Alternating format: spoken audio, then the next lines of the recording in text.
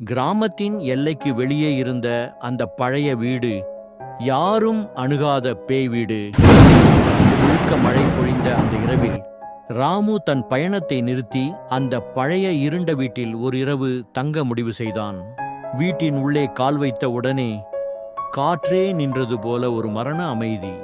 இரவு 12 மணி அடித்ததும் திடீரென்று மின்சாரம் போனது. அதே நேரத்தில் மேல் மாடியில் இருந்து ஒரு காலடி சத்தம். மெதுவாக மெதுவாக கதவின் கீழே மனிதன் போல இல்லாத ஒரு சாயல் நகர்ந்தது. குறுக் குறுக் என்று கதவு மெதுவாக திறந்தது. அவள் நுழைந்தாள்.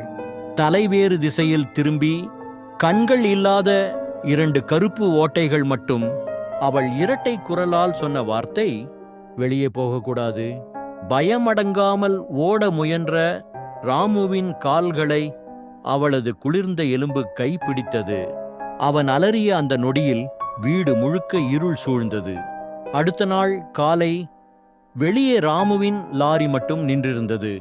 வீட்டுக்குள் இருந்தது ஒரு எலும்புக்கூடு மட்டும். ஆனா அந்த எலும்புக்கூடு யாருடையது என்பதை யாரும் இன்று வரை அறியவில்லை.